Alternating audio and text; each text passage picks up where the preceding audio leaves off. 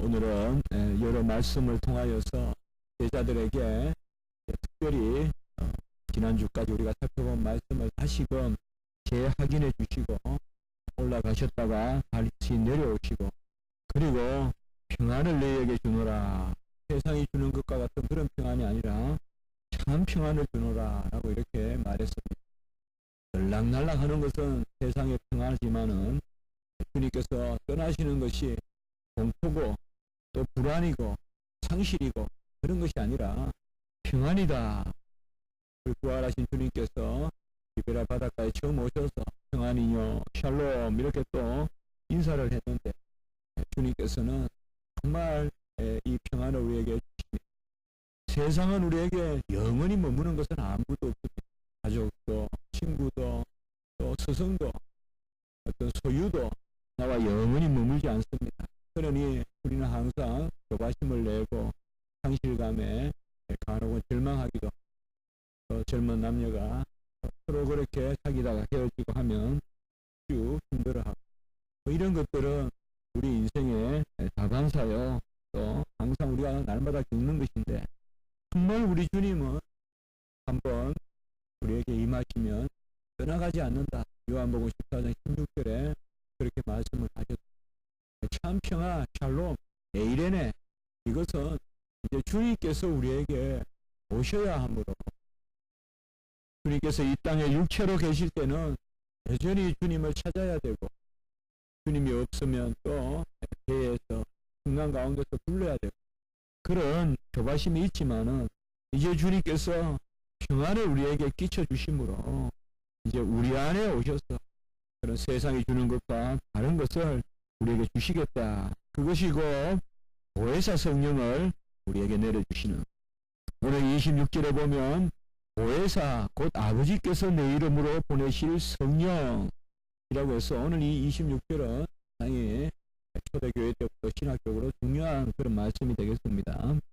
곧 여기서 보혜사를 성령으로 이렇게 지칭하고 있습니다. 그래서 호 파라클레토스 보혜사 정관사가 붙어서 보혜사 는 바로 포뉴마 토하기온 바로 성령이다. 보혜사는 성령이다. 그래서 분명히 우리가 성령을 보혜사다라고 이렇게 부르는 그 말씀이에요. 그러나 역시 우리가 살펴보았거니와 이 성령은 원보혜사 예수 그리스도께서 우리 안에 오시고 중보자가 되시고 또 영원히 구원자가 되시고 그의 의를 우리에게 주시는 영이기 때문에 바로 보혜사라 불린다. 그래서 내 이름으로 보내신다. 아버지께서 내 이름으로 보내시는 성령이다. 이것도 원어에 보면 엔토 보노마티무 이렇게 해서 내 이름 가운데 이렇게 되어 있습니다. 이 내 이름으로 이게 이제 무엇이냐 그러니까 성부 하나님이 아들의 이름으로 성령을 부어주시는데 내 이름으로라는 말이 뭐냐? 단지 명분이냐? 기구적인 것이냐? 일단 우리가 생각해 볼 수 있는 것은 내 이름으로라는 말이 뭐겠습니까? 은혜죠. 바로 예수님이 이 성령을 부어주시는 명분이라는 것. 그게 이름이죠. 예수님이 다 이루셨기 때문에 다 의를 이루시고 그를 하셨기 때문에 구속사적 성취를 하셨기 때문에 그 이름으로 보내주신다. 우리가 누구의 이름으로 빌딩을 짓고 누구의 이름으로 도서관을 짓고 그게 뭐예요? 결국 그 이름에 공로가 있다. 그렇게 우리가 금방 생각해 볼 수가 있죠. 그래서 아버지가 아들의 이름으로 아들의 이름 안에서 성령을 부어주신다는 것은 바로 이 아버지가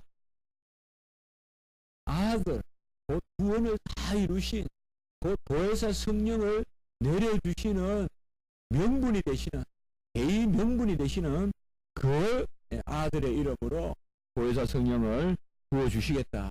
곧 아들의 공로가 없이는 이 성령을 내려 부어주심이 없다는 그런 의미가 있습니다. 그리고 또 한 가지 더 생각할 것은 나의 이름과 결합한다. 칼빈의 주석에 보면, 또 제가 렌스키 주석 이건 좀 별게 보는데 거기 보면 이렇게 또 해석을 해놓은 부분이 있어요. 그러니까 예수 그리스도의 이름과 함께한다. 주님의 공로고 주님 안에서 그리스도께서 이 우리에게를 이루신 그 공로 안에서, 그 이름 안에서 아버지께서 성령을 부어 주신다는 것입니다. 곧 이것은 무엇이냐? 달리 우리가 표현해 보면 그리스도가 성령의 순례자다. 아버지로부터 성령이 나오고 역시 아들로부터 나온다. 여기에 아들의 이름이라는 것은 삼위일체적으로까지 우리가 이해해야 된다. 그래서 궁극적으로 보면 결국은 이 성령은 아들로부터 그리고 아버지로부터 순례하는 것이다. 보통 우리가 아버지가 아들을 통하여 성령을 부어주신다, 혹은 아버지가 아들을 안에서 성령을 부어주신다, 이거 초대교회 어느 교부라도 이야기합니다. 그것을 우리는 뭐냐? 아버지와 아들로부터 성령이 나오신다, 또 순례하신다. 그래서 이 14장 26절은 소위 우리가 말하는 고대 교회에서 필요교라고 하는 그 교리에 아주 중요한 근거 구절이 되는, 그래서 특별히 우리 칼빈 같은 경우에는 로마서 8장 9절 그리스도의 영이라는 말씀과 오늘 이 말씀, 이런 말씀을 들어서 필요교 교리를 정확하게 인정하고 있는 우리 서방교회의 전통, 정통교회의 그런 전통을 자리에 서 있다는 것을 우리가 볼 수가 있습니다. 그러므로 그 영은 뭐냐? 하나님은 다 본질적으로 일하시고 실체적으로 임하시거든요. 무엇을 옮겨다 주시는 것이 아니거든요. 그냥 예수님이 무슨 하나의 방식이고 성령은 하나의 뭐 능력이고 이런 게 아니라 실체적으로 임하거든요. 그것이 뭐냐? 바로 너희에게 모든 것을 가르치고 내가 너희에게 말한 모든 것을 생각나게 하리라 라고 이렇게 말씀하고 있습니다. 모든 것을 가르치고 모든 것을 생각나게 하리라. 판타라는 말인데요. 모든 것, 홀이라고 해도 되고 올이라고 해도 되는데요. 모든 것을 가르치고 모든 것을 생각나게 한다. 여기에 보면 앞부분에 모든 것을 가르친다는 말은 어떻게 보면 성부 하나님의 교훈이 될 수가 있고, 그 다음에 뒷부분에 내가 너희에게 말한 모든 것이란 말은 성자 하나님의 교훈이라고도 볼 수 있습니다. 결국 여기에 모든 것이란 말은 뭐냐? 모든이란 말은 자체라는 거거든요. 자체. 우리 하나님을 완전하게 항상 이해해야 됩니다. 선하시다 그러면 완전히 선하신 것이고, 거룩하다 그러면 완전히 절대적으로 거룩한 것이고, 이런 모든이란 이런 형용사는 바로 그 자체를 의미하는 거예요. 그렇다면 모든 것을 생각나게 하고 모든 것을 가르친다라는 말은 바로 예수님이 그 가르침 자신이라는 거예요. 예수님께서 진리 자체시다. 그러므로 보혜사 성령이 임하면 그리스도를 알고 그리스도가 행한 것을 알고, 우리는 복음을 그리스도 자신도 복음이라고 하고 그리스도의 행한 일도 복음이라고 하거든.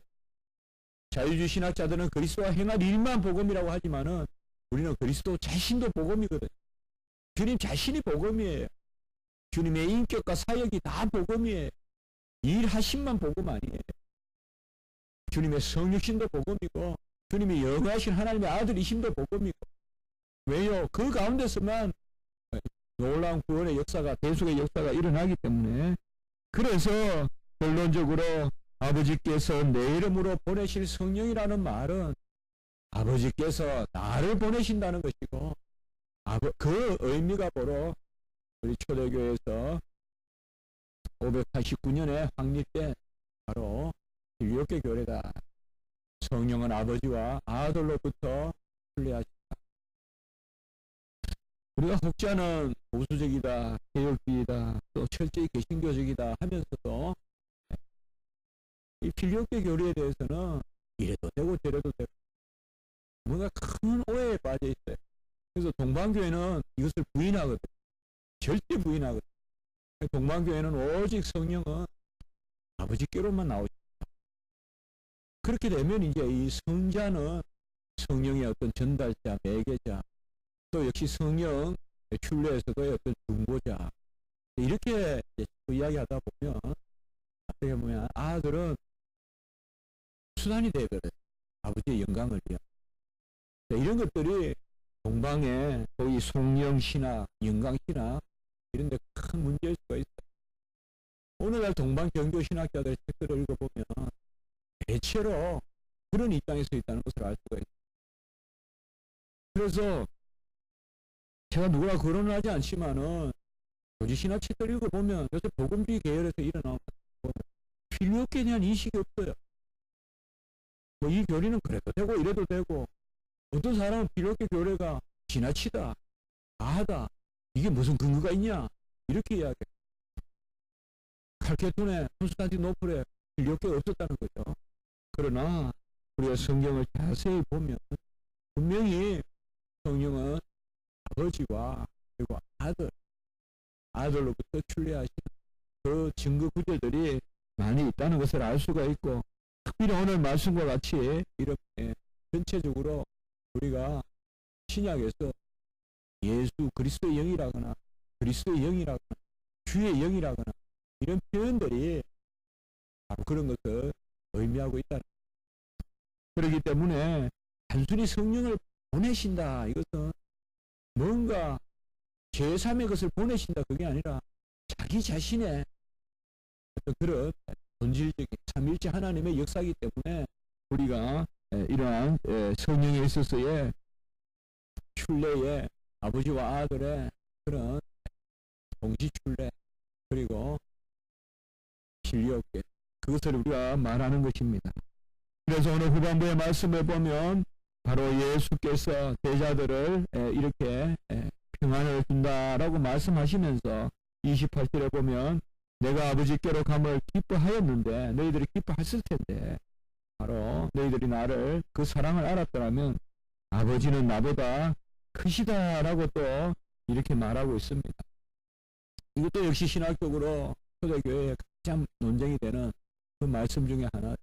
아버지와 나는 하나이다 라고도 말씀하시고 10장 한 절입니까?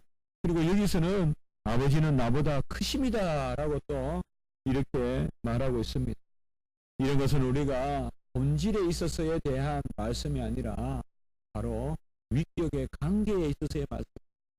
성부와 성자의 관계에 있어서는 아버지가 아들보다 크고, 아버지가 시작이고 아들은 아버지가 낳으셨고, 그러나 본질에 있어서는 일체적 관점에서는 바로 아버지와 아들은 하나입니다.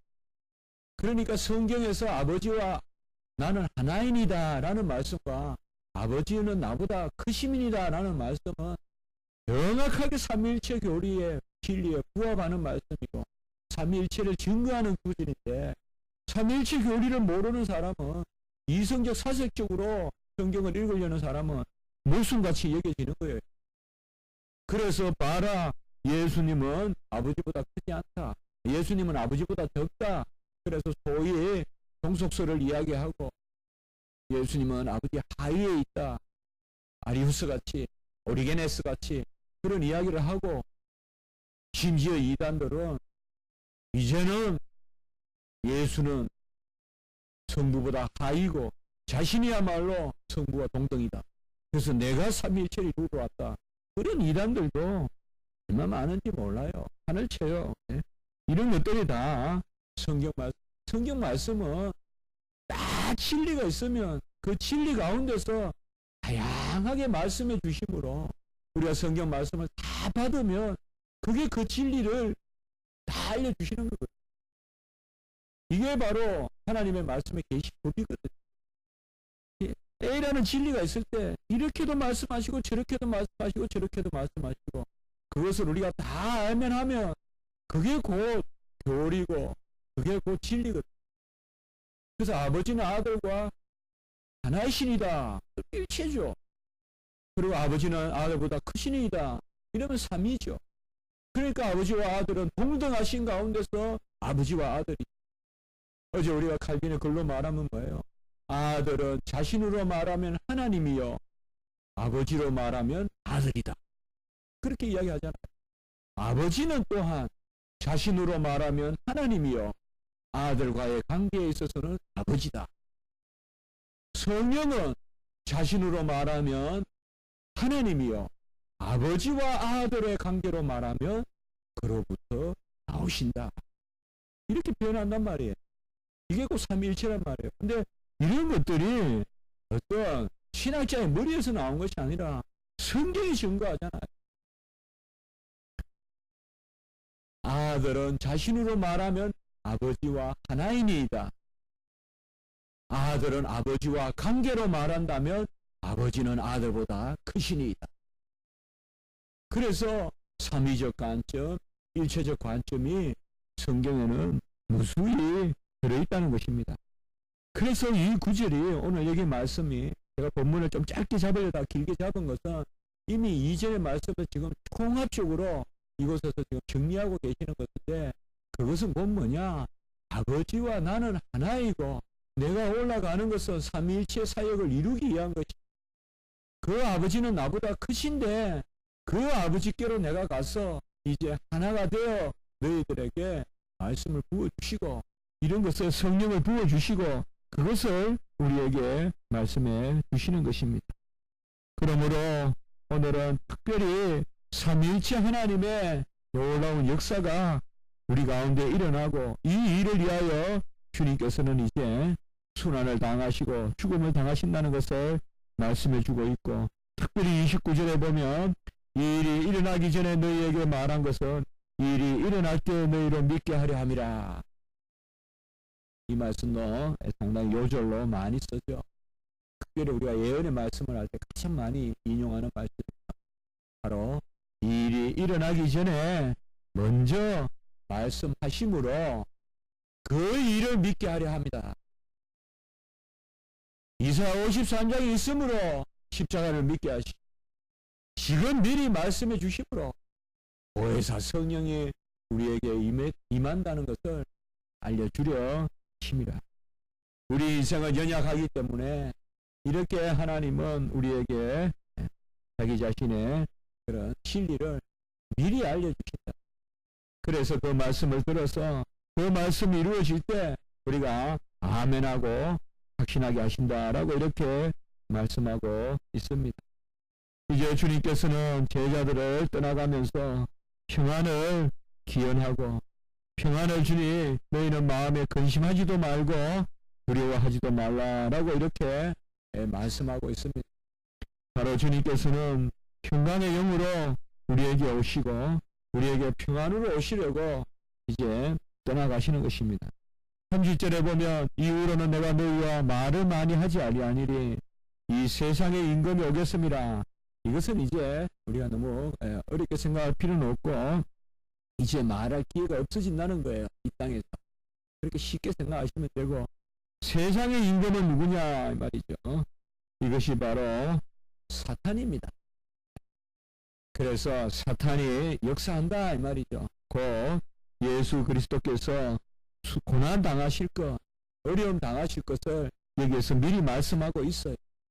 그래서 이제 도수장하러 끌려가는 양과 같이 너희에게 더 이상 말씀하지 않겠다. 우리 주님이 얼마나 사람은 그렇잖아요. 평화로울 때는 입을 다물고 있다가 어려우면 입을 벌리는데 우리 주님은 거꾸로시잖아요. 평화로울 때는 제자들에게 이렇게 가르쳐 주시고 정작 주님이 맞고 고난당하고 결혼당할 때는 입을 다물고 계시냐. 참 우리 인생과 반대죠. 우리는 내가 막 힘들고 어려우면 막 온갖 그 안에서 막 살려달라 뭐 이렇게 저렇게 변명하는데 그게 아니라 주님은 지금은 이렇게 말을 많이 하시지만은 이제 정작 고난에 들어가서 우리도 세상에서 어려움 당할 때는 입을 다무는 게 나아요. 평소에는 복음 전하지.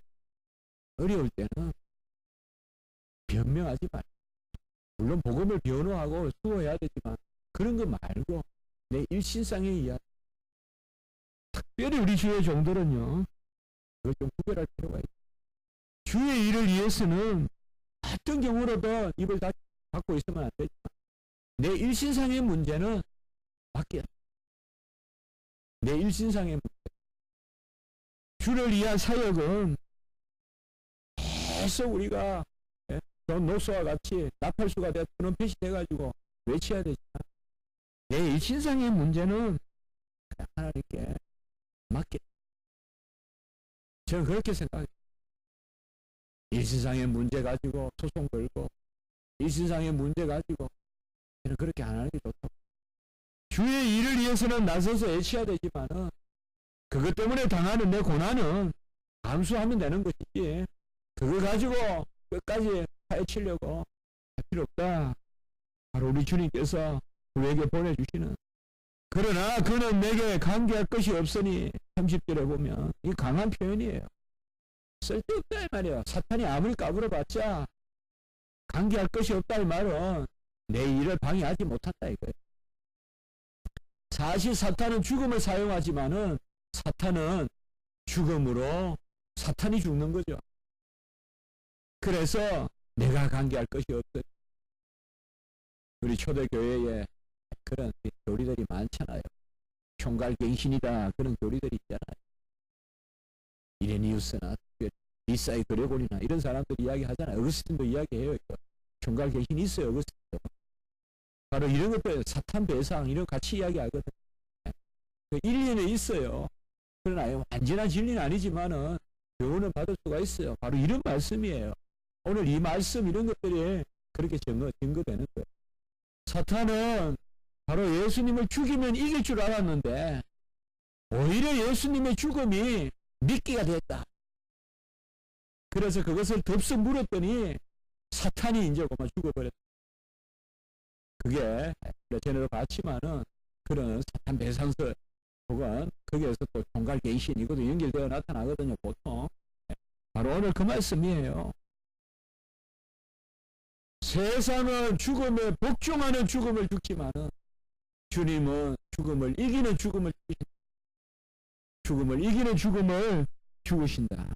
그러므로 31절 내가 아버지를 사랑한 것 같이 아버지께서 명하시는 대로 행하는 것을 세상에 알게 하려 함이라 라고 이렇게 말하고, 나는 아버지의 뜻을 이룬다 라고 이렇게 말하고, 일어나라 여기를 떠나자 라고 이렇게 하십니다.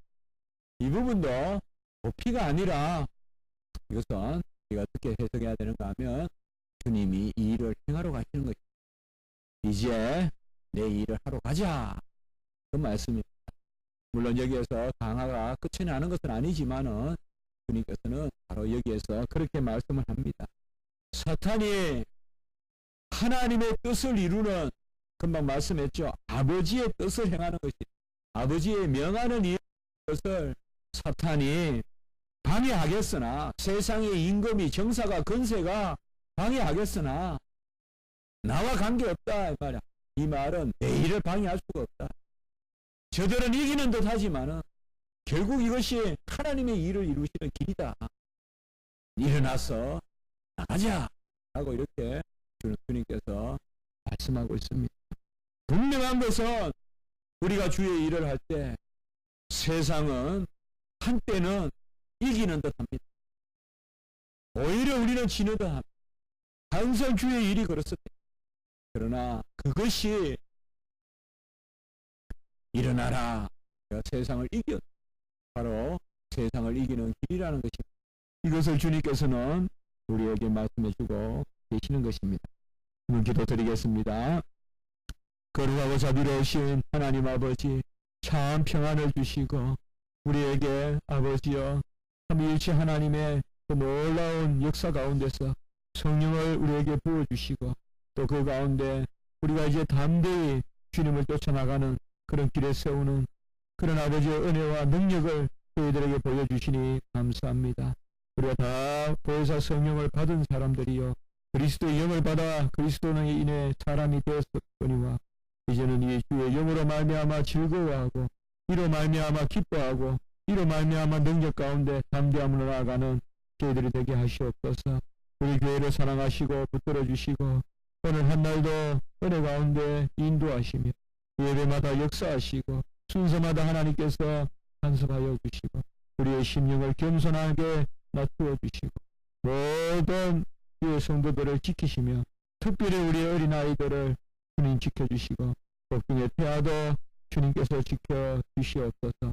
예수 그리스도 이름으로 감사하며 기도드리옵나이다.